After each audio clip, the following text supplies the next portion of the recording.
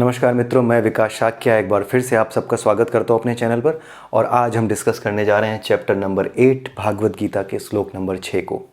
लेकिन हर बार की तरह इस श्लोक को डिस्कस करने से पहले मैं आपको बता दूं कि जब तक आपको परा अपरा प्रकृति के 24 तत्व, मन बुद्धि अहंकार, शरीर के 5 कोश, प्रकृति के 3 तत्व, 3 गुण, सतगुण, रजगुण और तमगुण, जब तक इनके बारे में और इनकी क्रिया विधि के बारे में कि ये कैसे हमें प्रभावित करते हैं, इनके बारे में जब तक आपको जानकारी नहीं होगी तब तक आप भागवत गीता के किसी भी श्लोक को समझने में कंफ्यूज हो सकते हैं।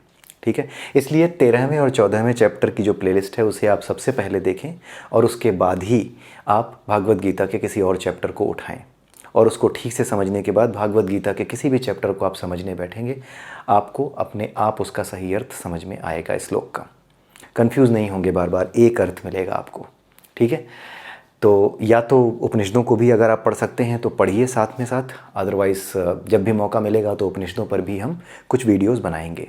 पहले भागवत गीता पूरा करना हमारा उद्देश्य है, क्योंकि यही आधार है समस्त विश्व में शांति का एकमात्र आधार। भागवत गीता एकमात्र यानी ईश्वर का ज्ञान, वो किसी भी रूप में हो सकता है। भागवत गीता एक रूप है।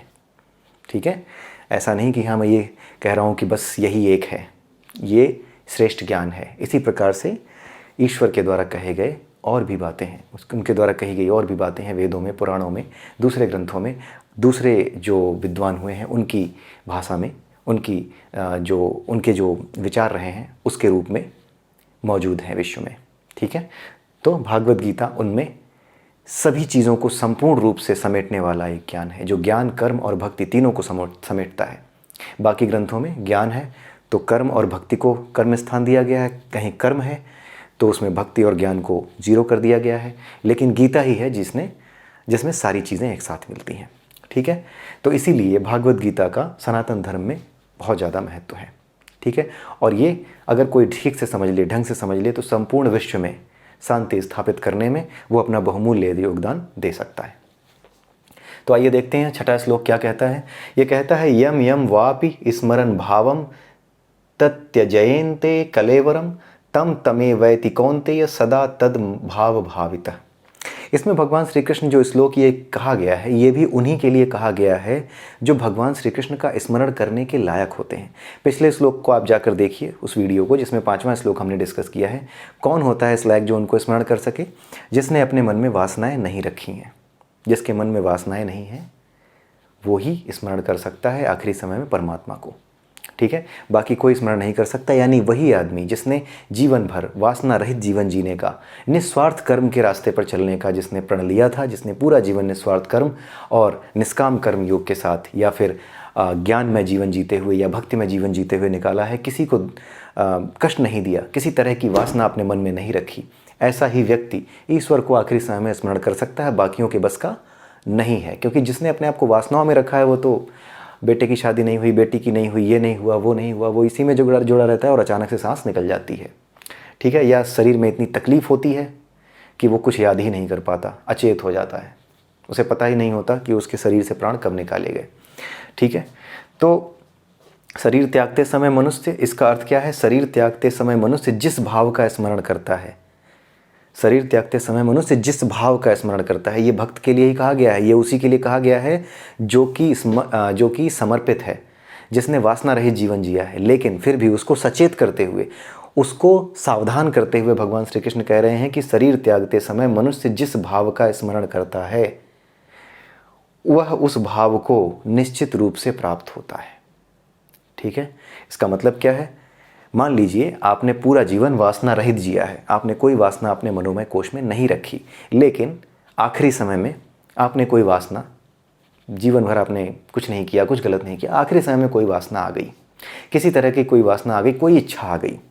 जैसे इस तरह की इच्छा आ गई कि क्यों ना मैं एक कर्मयोगी का जीवन जी के देखूँ, ये जीवन तो मैंने ईश्वर की भक्ति में निकाल दिया, अब क्यों ना मैं इस तरह का जीवन जीऊँ जो कि कर्मयोगी का जीवन होता है, क्यों ना अब मैं क्षत्रिय की तरह, अर्जुन की तरह जीऊँ।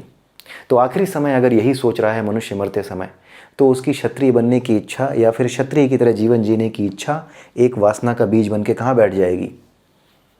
मनोमय कोश में। और क्या होगा जिस तरह की वासना उस तरह के माहौल में जन्म, यानी जहाँ पे लड़ाके रहते हैं, जहाँ इस तरह का माहौल है धरती पर या किसी भी परिवार में या कहीं कहीं पर भी, वहीं उसे उचित माहौल मिलेगा।